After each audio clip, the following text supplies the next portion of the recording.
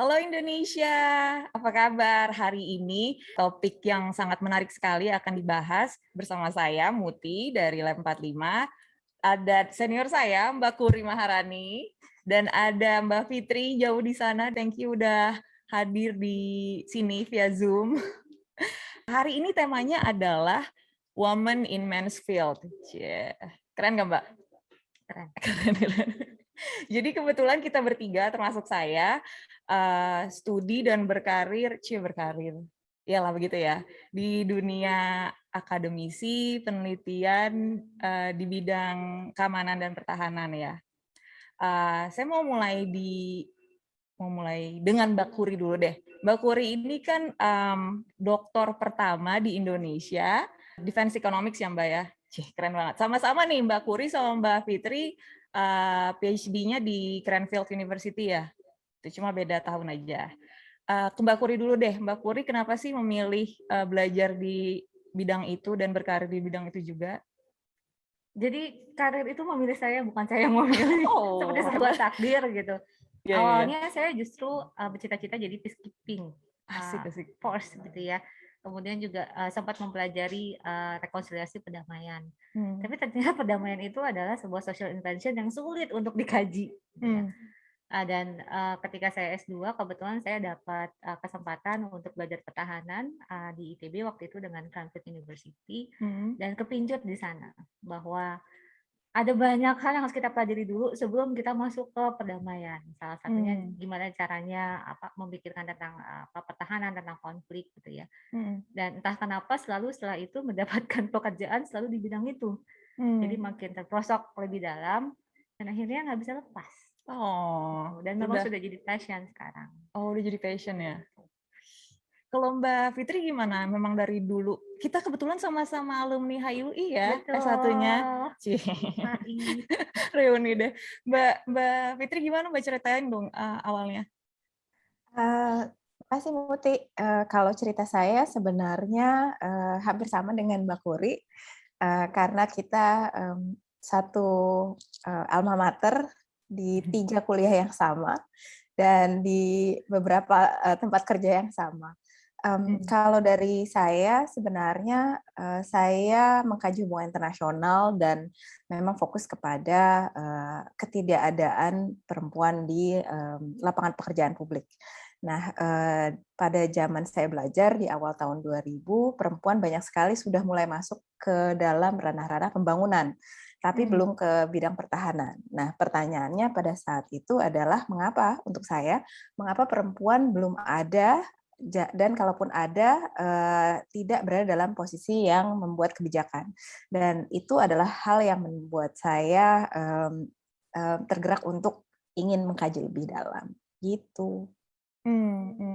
Tanya balik dong Mbak, ke aku gantian. Wah, kamu Iya, gimana? aku juga pengen ditanya soalnya. Kamu gimana ceritanya?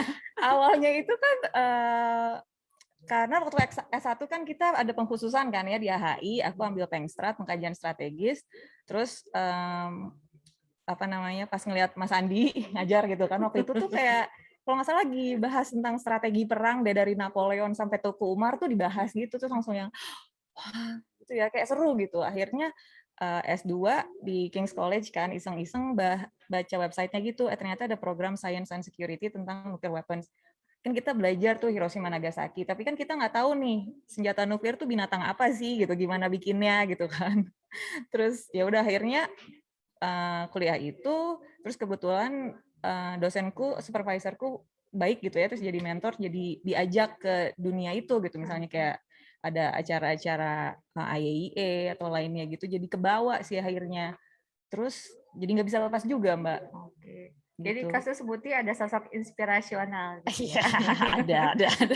Baiklah. Nah, kalau waktu zaman aku itu Mbak di bidang nuklir, memang aku merasakan bahwa ketika kita di luar kelas ya, kalau di kelas kan komposisi perempuan laki kurang lebih nggak terlalu jauh, tapi ketika kita udah ke level yang lebih profesional gitu ya, kayak meeting dengan IAEA atau dengan apa sih kayak ada program-program nuklirnya State Department, US State Department, itu kelihatan banget komposisi perempuan laki tuh jauh banget gitu. Perempuan tuh bisa dihitung pakai ini satu tangan gitu loh.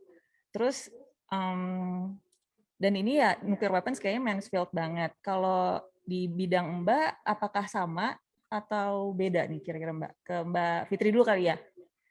Tentu saja kita melihat itu nggak cuma di kelas dengan mahasiswa yang lebih baik sama banyaknya perempuan dan laki-laki, tapi ketika masuk ke dunia kerja, ada yang disebut seperti diagram corong gitu. Awalnya banyak, lama-lama menjadi semakin sedikit.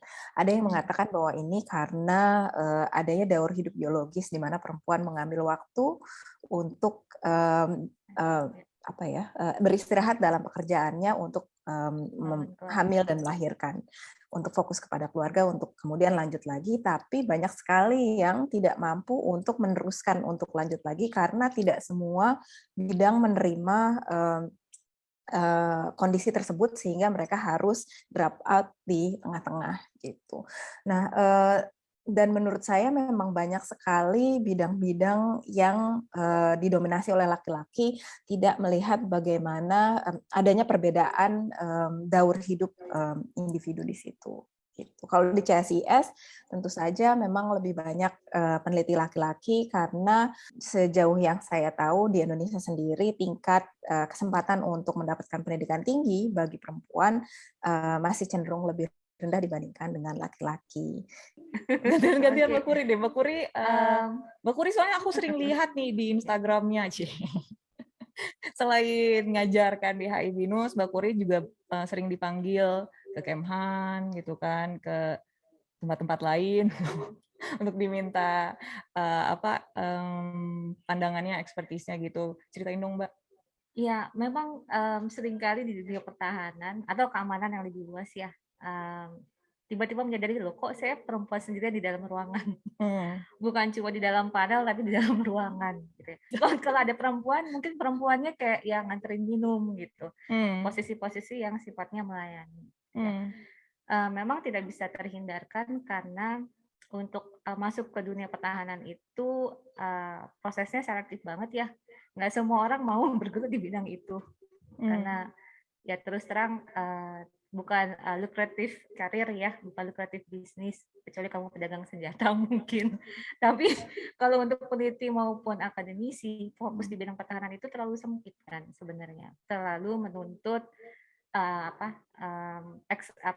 core expertise yang tinggi gitu, yang tahu teknikal, tahu strategis, dan tahu teknikal itu kan berarti kita nggak cuma belajar di kelas, nggak cuma baca buku, tapi juga mendalami ke lapangan, berdialog, kemudian juga melihat misalnya technicalities mengenai senjata gitu atau proses transfer teknologi.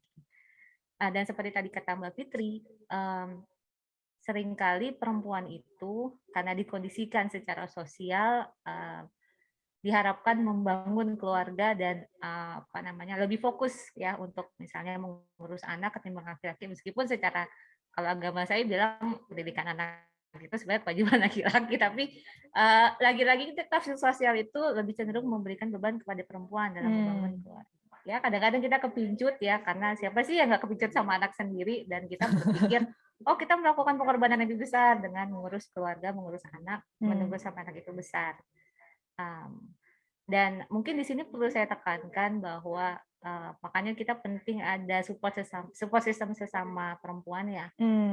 Ada nggak Mbak waktu Mbak mulai, kalau Mbak kan sekarang udah established lah, tapi waktu ketika Mbak masih, maksudnya anaknya udah gede ya, bisa ditinggal. Maksudnya karirnya, ya. Misalnya nih Mbak, aku kan kalau aku masih merangkak ya Mbak, menaiki tangga, kalau Mbak kan udah di atas. Nah, aku mau tanya pengalaman Mbak nih, ketika Mbak baru menaiki tangga itu kan, bidang profesionalisme gitulah di karir itu, Mbak punya mentor perempuan nggak yang baik? Kebetulan mentornya cowok semua, tapi yang punya pandangan gender equality ya.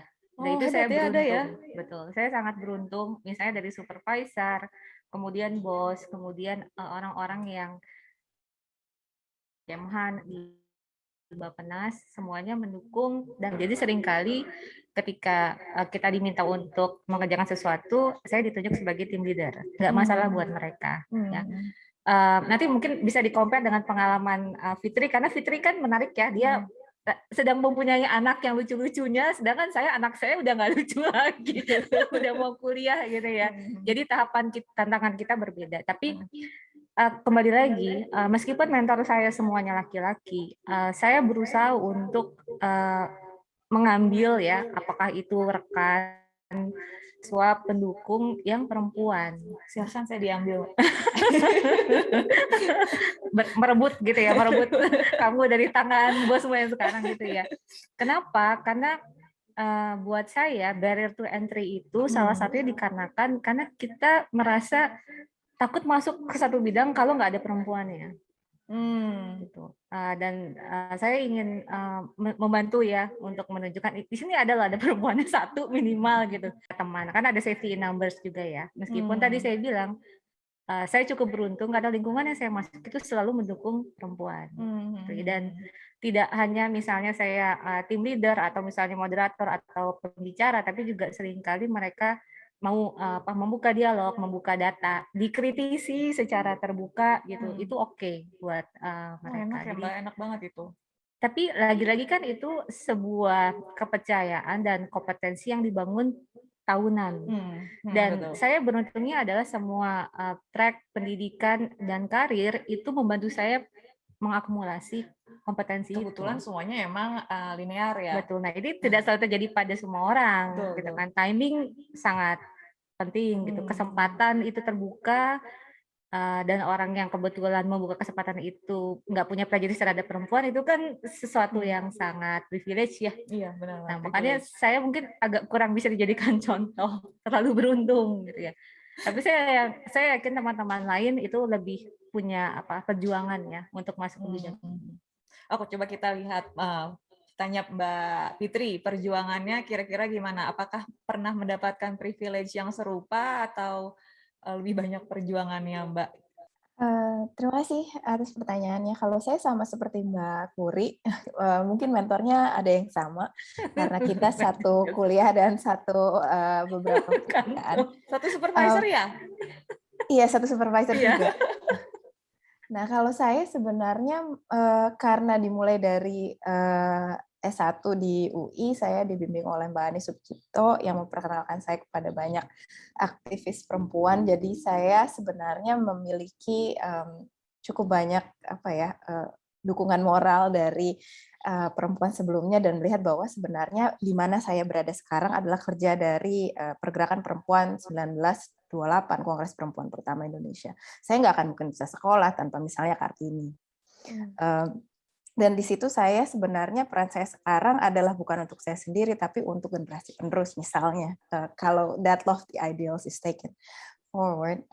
Jadi ketika saya masuk CSIS pun saya bertemu dengan mentor perempuan yang sudah ada di sana dan saya bertanya bagaimana sejarah hidup mereka. Tentu saja sama, tidak semua memiliki privilege untuk didukung oleh keluarganya, memiliki akses kepada daycare atau pekerja rumah tangga yang membantu dan memiliki uang untuk menggajinya dan pasangan hidup yang mendukung misalnya atau mentor yang mendukung. Tapi tentu saja misalnya di CSIS ada Ibu Mari Elka Pangestu yang sangat approachable, ada Deputi Executive Director Ibu Madalina yang juga menceritakan bagaimana waktu dia mulai kerja, punya anak 2 dan memulai itu dari awal sebagai peneliti perempuan pertama yang ada di CSIS. Jadi saya tidak merasa sendiri gitu dan harapannya saya juga bisa mengajak lebih banyak perempuan untuk ikut ke dalam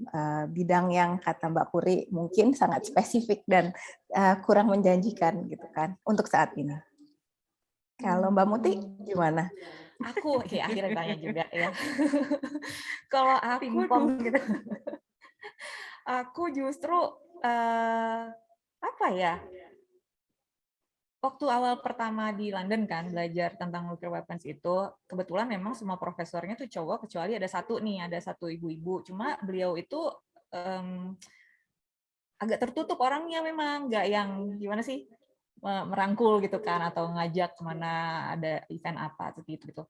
Akhirnya mentornya memang kebanyakan cowok, baru ketemu nuclear weapon specialist lainnya tuh yang perempuan ketika ikut event-event internasional gitu. Oh ternyata ada ya gitu kan. Terus cuma karena pas di luar negeri itu kan nggak menetap lama gitu kan, maksudnya datang ke event tuh ya datang pergi gitu, jadi nggak pernah yang terus in touch gitu sama ada woman nuclear expert tertentu. Dan di Indonesia setahuku juga nggak ada nuclear weapon spesialis gitu ya, maksudnya yang kalau teman-teman di Bapeten kan lebih ke nuclear energy gitu kan, dan teman-teman di misalnya di UGM teknik nuklir juga lebih ke engineering-nya gitu kan, nggak belajar kayak policy-nya, politiknya, hukum internasionalnya. Jadi kalau di Indonesia, aku masih kesepian sih sebenarnya, Mbak. Gitu. Tapi aku ngerasa ada privilege sebagai perempuan yang aku rasakan, Mbak. Jadi kayak, gue ini perempuan dari Indonesia gitu lagi ya. Negara negara berkembang ya Mbak ya. Negara berkembang. Terus jadi kalau kita apply sesuatu gitu, workshop atau conference gitu kan, aku bahkan tuh diundang loh jadi speaker di UNODA gitu. Maksudnya siapa sih aku gitu waktu itu kan, waktu itu sekarang juga sih. Cuma mereka tuh karena mungkin kayak mempertimbangkan faktor diversity itu loh Mbak, kayak oh cewek belajar nuklir dari Indonesia, oh bagus nih untuk di panggung, kayaknya gitu deh. Cuma ya itu aku ngerasa kayak itu privilege juga sih karena aku dari dunia berkembang, perempuan gitu kan, belajar nuklir gitu. Itu sih yang aku ngerasa ada privilege-nya juga gitu. Nah, ngomongin ini lagi nih Mbak, kan di dunia kita, dunia cowok ya, banyak tuh bukan hanya bidang pertahanan keamanan, tapi kayak foreign policy, HI in general juga kan sebenarnya men's field juga nggak sih? Banyak manel-manel, Mbak. Bener nggak sih pronunciation-nya manel? Bener nggak, Mbak? Nggak tahu ya. Pokoknya anggap aja itu benar lah. Jadi ketika suatu forum itu isinya cowok semua. Mau itu bahas topik tentang ekonomi ya, politik, keamanan, atau apapun gitu ya, social issues, sebenarnya manel itu sebuah permasalahan nggak sih Mbak gitu? Karena komposisi ceweknya nggak ada gitu, perspektif cewek nggak ada gitu. Tapi kalau misalnya let's say gitu ya, topiknya lagi ngebahas tentang apa ya Mbak? Kapal selam nuklir gitu ya. Contohnya gitu kan. Apakah harus forum itu ceweknya 50-50, cewek cowok 50-50 atau I don't know 70-30% gitu ya? Lebih itu yang diutamakan atau meritokrasi yang diutamakan harusnya, Mbak? Menurut saya penting untuk melihat bahwa ada inklusivitas dan bisa diterima. Walaupun mungkin kalau yang tadi Mbak Muti bilang itu kayak tokenisme, setidaknya asal ada gitu kan. Tapi ketika asal ada itu harapannya sejajar, nggak cuma jadi moderator aja. Jadi tapi sebagai narasumber. Dengan kenyataan bahwa kita mungkin masih sulit untuk menemukan perempuan hadir sebagai narasumber dengan kualitas yang sama, itu sebenarnya adalah simptom.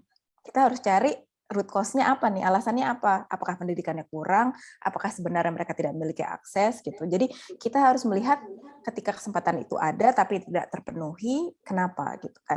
Kenapa Indonesia misalnya seorang Muti dari Indonesia bisa, tapi mungkin dari negara lain kok nggak ada gitu? Dari negara yang juga berkembang. Oke lah kita belajar berpikir bahwa kita privilege. Terus nanti kita juga berusaha berpikir, siapa lagi nih yang kita bisa angkat? Dan menurut saya pola pikir seperti itu mungkin bisa lebih baik daripada melihat bahwa, oh saya di sini nih mengambil tempat orang yang sebenarnya mungkin lebih baik dari saya, tapi misalnya laki-laki gitu kan. Itu justru jadi satu titik kita akan menutup generasi penerus kita untuk bisa maju gitu. Kayak sewaktu itu kalau kita boleh, ada presiden yang mengatakan, buat apa kuota perempuan 30% dalam politik, saya juga bisa jadi presiden. Tapi gimana ya? Kadang-kadang ada yang mengatakan positive discrimination itu penting untuk visibilitas, setidaknya kita melihat ada suara lain gitu kan. Bagaimanapun misalnya kurang berkualitasnya atau kurang standarnya suara itu, harapannya terdengar gitu. Kalau Mbak Kuri gimana? Iya, kadang dilematis ya, karena kalau saya prefer meritokrasi. Jadi kalau saya mau menghadiri panel, saya berharap semua yang ada di situ adalah orang yang ahli di bidang masing-masing. Bukan sekedar ada suara yang berbeda, suara perempuan di sana. Tapi memang untuk menjadi ahli tadi seperti yang saya sudah katakan, butuh akumulasi ekspertis itu yang lama ya. Dan bukan cuma di kantor, bukan cuma di meja belajar, tapi juga hubungan-hubungan informal gitu ya, nongkrong-nongkrong di diskusi yang kebanyakan perempuan itu susah mengaksesnya gitu ya. Dan memang kalau di bidang pertahanan ya, ada hal yang tadi misalnya kayak kapal selam nuklir itu kan memang saat ini semuanya kru yang di sana itu masih laki-laki semua gitu ya. Jadi mereka punya leverage untuk bicara tentang itu atau tentang misalnya kemarin saya meneliti mengenai resiko teknologi di alutsista TNI. Kenapa helikopter banyak yang jatuh ya? Ternyata memang di daerah-daerah tertentu itu resiko teren geografisnya gitu ya, kemudian cuaca itu sangat tinggi sehingga salah satu pertimbangan kenapa pilot ya helikopter tempur itu semuanya adalah laki-laki gitu ya misalnya. Jadi ada faktor resiko yang kemudian membuat laki-laki sebaiknya mengambil itu dan perempuan tidak gitu ya. Padahal sebenarnya kan di semua pekerjaan ada resiko dan itu bisa dimitigasi ya dengan banyak cara gitu. Tapi menurut saya juga penting menormalisasi bahwa perempuan itu sebaiknya ada di dalam panel. Setidaknya normalisasi itu dulu, jadi orang tidak antipati gitu ya. Yang kedua baru memang dibutuhkan dukungan sesama perempuan untuk apa? Untuk menunjukkan, jadi nggak cuma misalnya Mbak Fitri dan saya membantu membuka jalan masuk ya, tapi juga menunjukkan sebaiknya kamu fokus di sini loh, karena belum ada yang fokus. Sebaiknya kamu mengkaji ini loh, gitu ya. Nah itu kan harus ada insider perspektif ya, yang nggak akan diberikan. Nah itu Fitri dan saya punya posisi untuk itu. Jadi bagaimana membina bibit-bibit baru ya, bibit unggul gitu. Atau bibit yang tidak unggul dibikin unggul, karena kalau bibit udah unggul kemudian ditanam aja nggak usah diurusin dia udah hidup gitu ya. Jadi menurut saya peran kita itu lebih di sana ya, ketimbang kita sekarang ngotot ini panel perempuan harus ada gitu ya. Kalau bisa diadakan bagus, menormalisasi ya.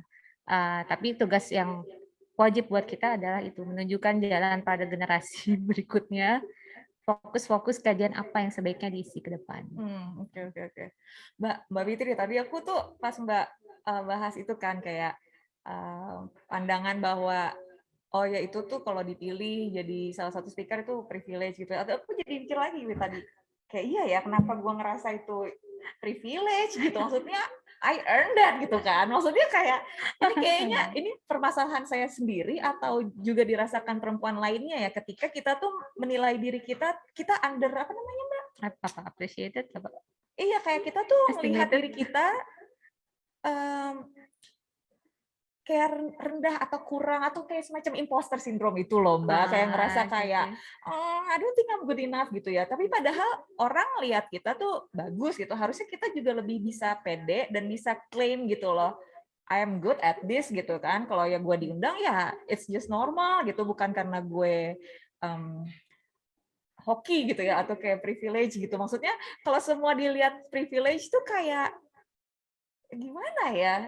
Itu Mbak pernah nggak sih merasakan fase itu di mana kayak oh orang undang gue ya, gitu, gue privilege gitu. Pernah merasakan itu nggak Mbak fase itu? Kalau dulu aku punya pikiran seperti itu. Kalau sekarang kalau aku diundang, aku pikir ya udah tugasnya yang mengundang adalah mereka memikirkan siapa yang diundang. Biarkanlah mereka mengerjakan tugas mereka dan kita menghargai mereka sudah melakukan kerja mereka dan melakukan penelitian yang mereka lakukan untuk siapa yang mereka undang. Kalau acaranya jelek ya itu resiko mereka yang mengundang. Nah, tugas saya sebagai yang diundang dan saya mengiyakan untuk datang, saya akan melakukan persiapan terbaik untuk memberikan presentasi terbaik yang saya bisa, gitu kan. Dengan mungkin seperti yang tadi Mbak Kuri katakan, ilmu yang mungkin sudah saya akumulasi sejauh ini. Gitu. Tapi kalau I just gonna give my best, gitu. If my best is not enough, ya you make me better.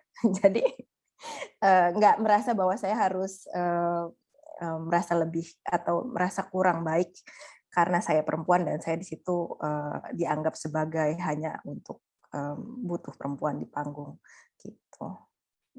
Kalau Mbak Puri gimana Mbak Puri? Pernah melewati fase yang aku lewati? Jangan-jangan itu permasalahan saya sendiri. Semuanya pasti pernah dari bawah ya, bergerak kan nggak mungkin tiba-tiba kita di atas. Itu Bisa berarti aja naik Mbak, helikopter tergantung diturunin. kalau orang Gitu ya. tuanya siapa. Oh gitu. Ya antara orang dalam dengan good looking gitu ya.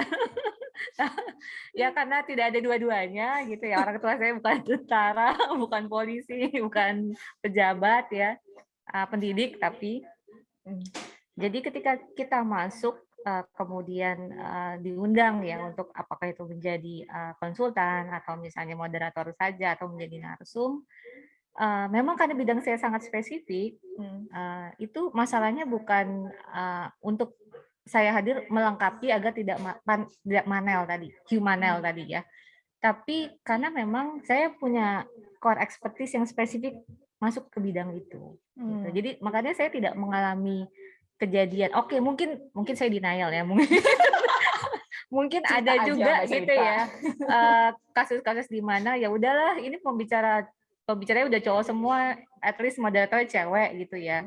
Ya udahlah saya berusaha untuk ya itu tampil, mengatur dan ya kalau bisa memberikan nilai tambah gitu ya. Tapi sejauh ini sih saya merasa tidak apa ya namanya ya, nggak sekedar hadir untuk ya kayaknya denial deh, nggak sekedar hadir untuk asal ada perempuannya di sana gitu.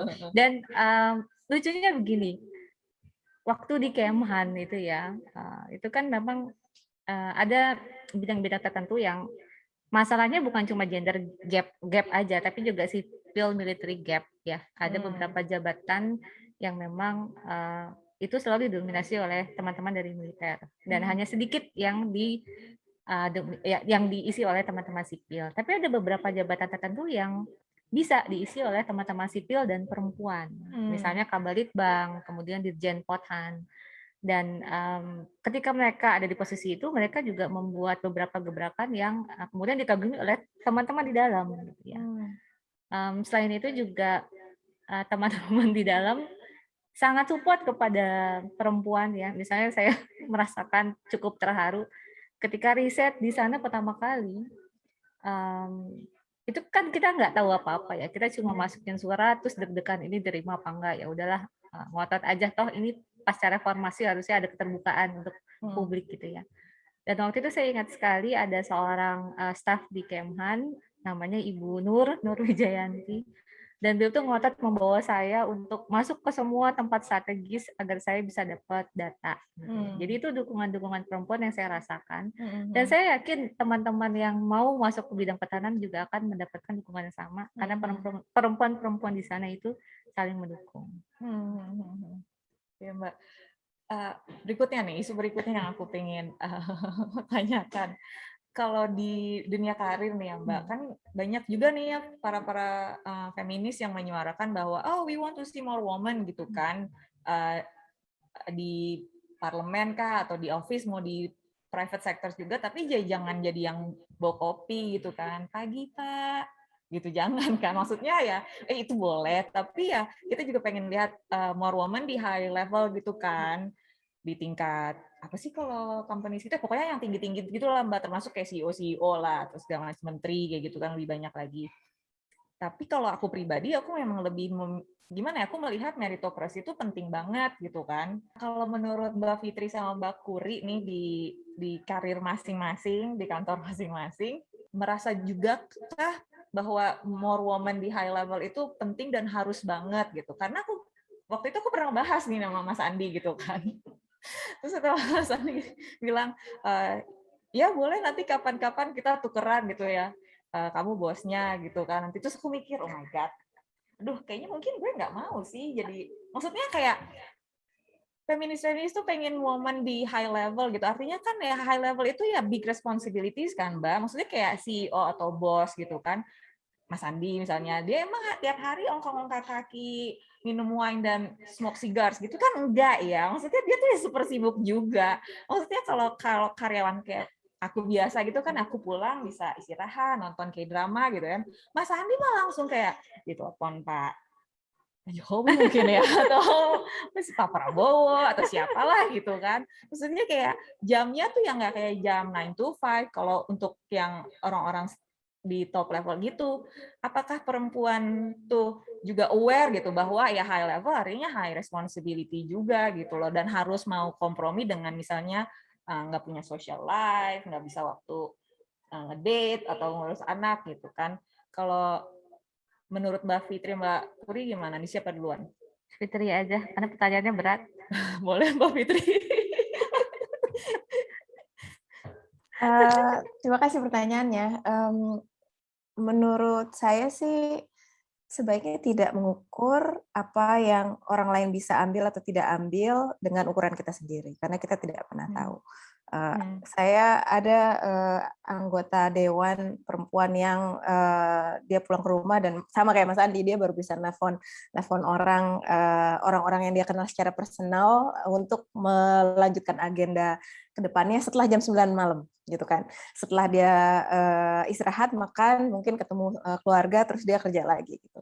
Dan ada yang bisa kayak gitu dan ada yang tidak bisa kayak gitu. Nggak semua laki-laki juga bisa seperti Mas Andi kan, gitu kan. Jadi dan nggak apa-apa juga gitu. Tapi menurut saya kesempatan itu idealnya diberikan. Jadi ya kalau apakah support system itu ada ataukah kesempatan ke good looking dan orang dalam itu ada, itu adalah sebuah permasalahan karena tidak semua, karena laki-laki memiliki old boys network yang mereka sudah kenal, mereka diskusi gampang, hubungi gampang. Bayangin kalau cewek nelfon cowok malam-malam gitu kan. Karena nggak ada old women network tuh sedikit.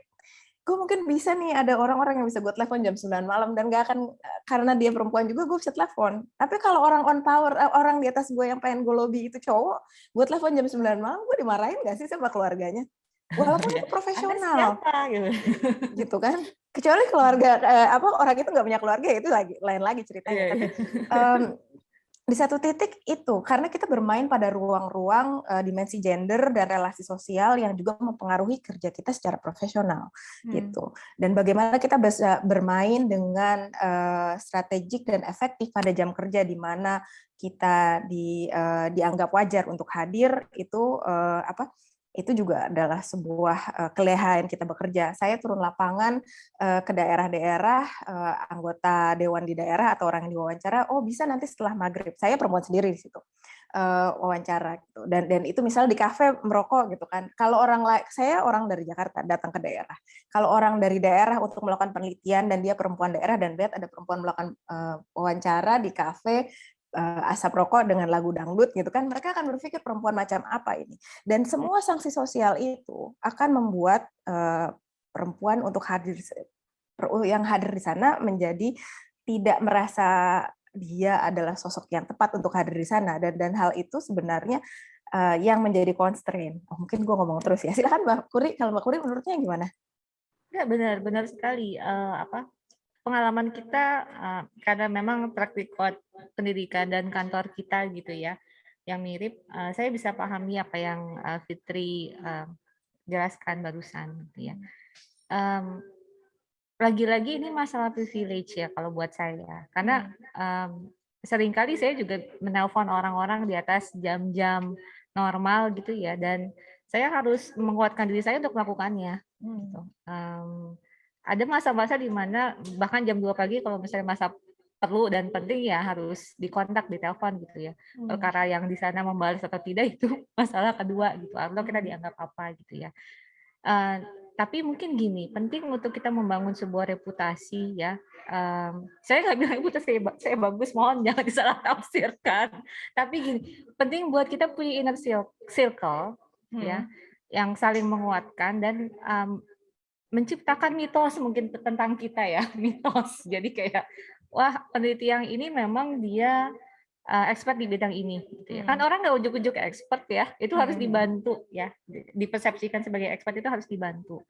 Terus kedua, penting kita bisa punya jejaring yang diandalkan. Karena apa? Karena misalnya untuk mengakses orang-orang tertentu, kita butuh trust.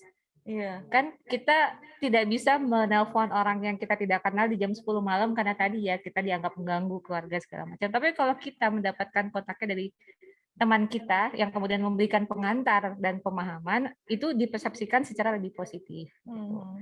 Nah ini yang kita coba bangun di dunia pertahanan gitu ya. Dan persepsi-persepsi yang terkait dengan nilai-nilai sosial yang memang belum berubah, meskipun sedang berubah ya sekarang. Jadi hal yang contoh ini mungkin agak private ya, tapi di keluarga saya perempuan pertama yang pergi keluar bekerja adalah saya. Sebelum-sebelumnya di atas saya tidak ada yang melakukan itu. Pun kalau ada terbatas, misalnya menjadi guru kemudian ngajar terus pulang lagi gitu kan, nggak yang kelayapan malam-malam atau kayak kemarin pagi-pagi pergi ke Tanjung Priok untuk untuk riset gitu ya.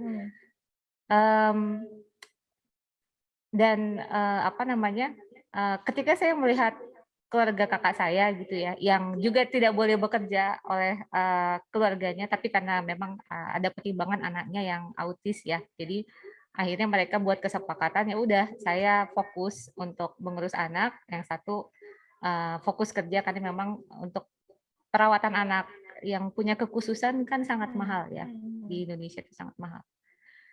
Tapi ketika anaknya mereka perempuan itu kemudian sekolah, mereka mendukung sekolah, mendukung bekerja. Jadi saya melihat sebenarnya mulai ada pergeseran, tapi mungkin belum merata ya. Nah, mungkin yang akan membantu pergeseran itu lebih cepat lagi adalah menormalisasi keberadaan perempuan di ruang publik, di ruang-ruang akademik, di ruang-ruang riset. Tapi memang kita juga harus berhati-hati. Karena apa? Sekali kita terpeleset, itu jadi justifikasi untuk menutup jalan perempuan yang lain juga gitu. Iya.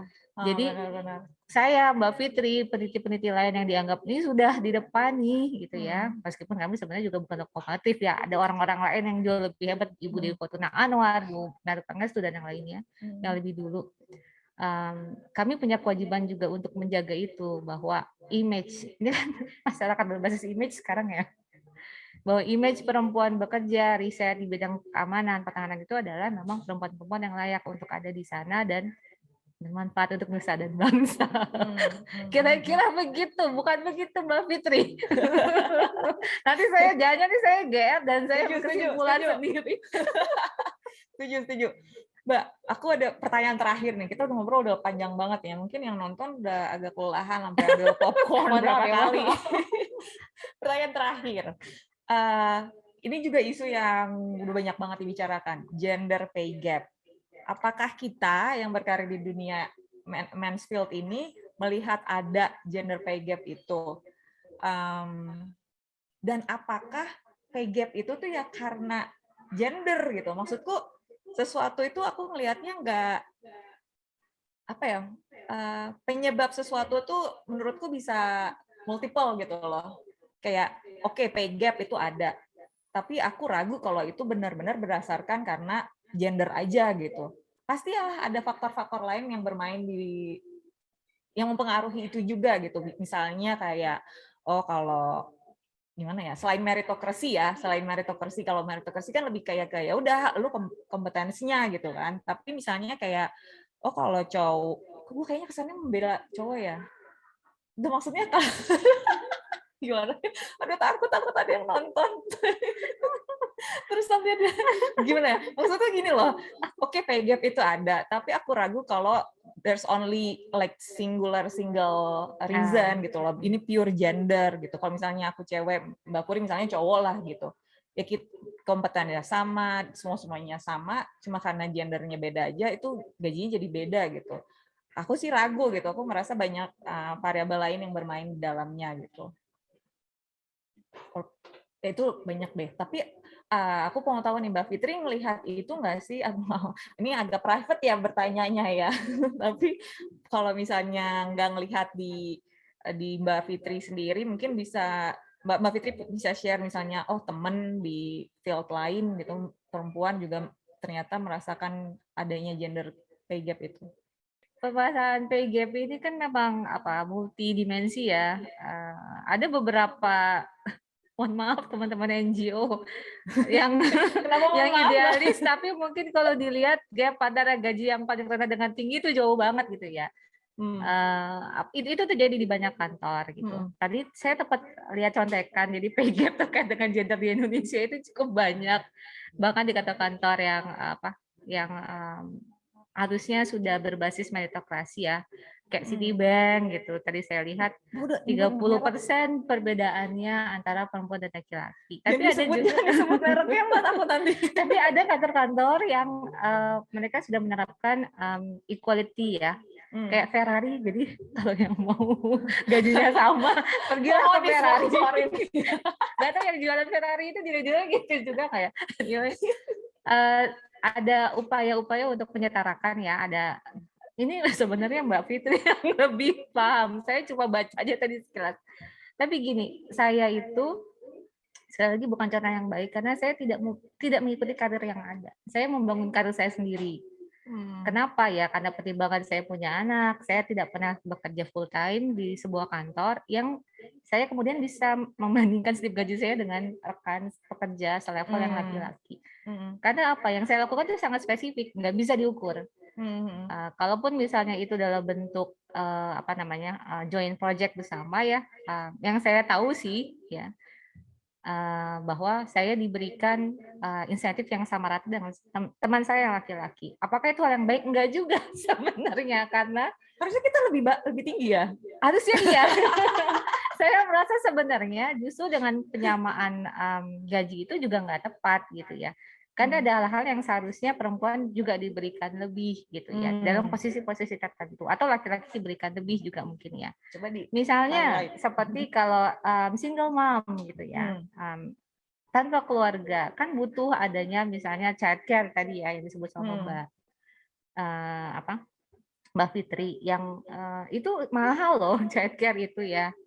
Dan kalau misalnya diganti sama nanny di rumah gitu ya, itu juga saya pernah punya nanny yang gajinya setengah dari honor yang saya dapatkan gitu, nggak worth it gitu. Dan kita kan juga nggak mau perempuan-perempuan lain itu bekerja di bidang-bidang yang low salary begitu kan. Maksudnya itu membuat kita jadi nggak konsisten juga memperjuangkan hak perempuan.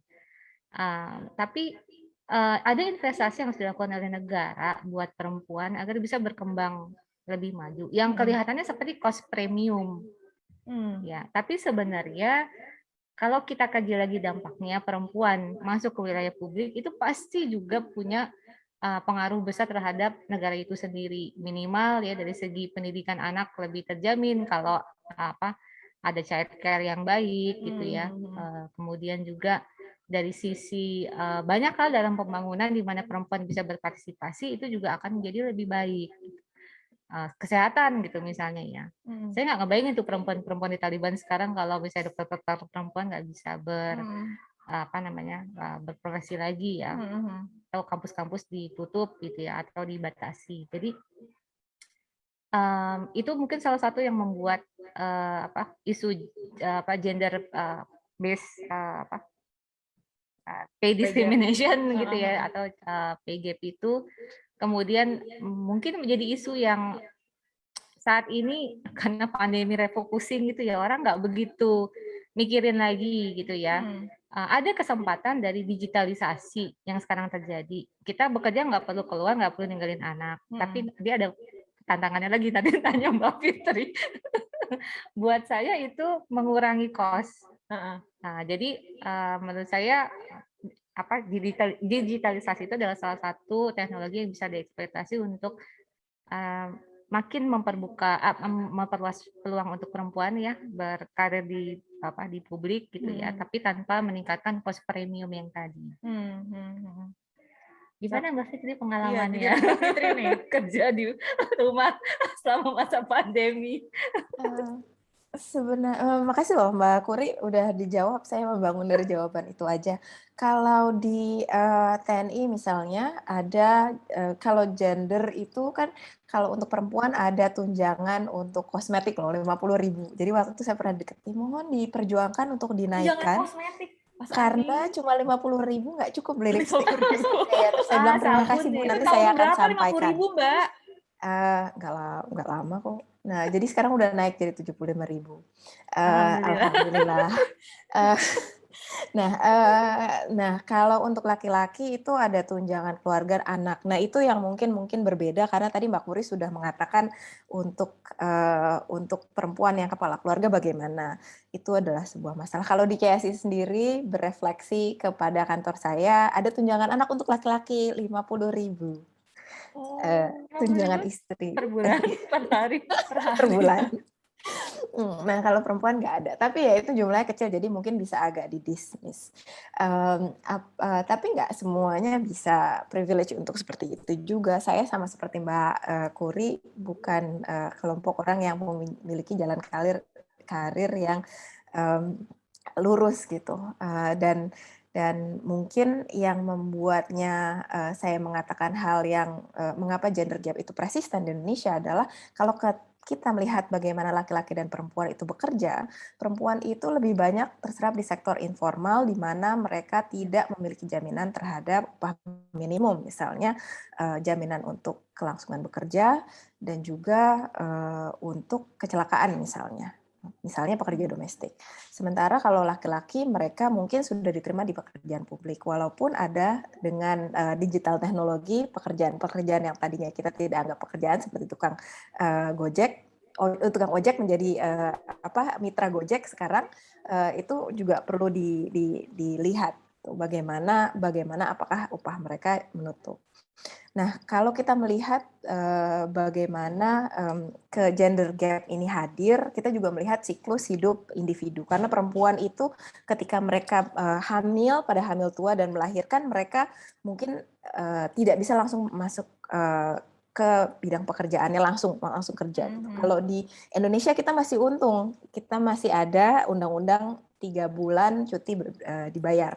Kalau di negara-negara Nordik itu 1 tahun cuti dibayar, dan laki-laki juga harus mengambil 3 bulan di antara 1 tahun itu dibagi setidaknya 3 bulan. Mengapa? Karena riset menunjukkan ketika laki-laki merasakan kerja di rumah dan dibayar, dan dia bisa melihat bagaimana beban domestik itu juga perlu ditanggung bersama gitu kan, dan kita belum memiliki attitude itu.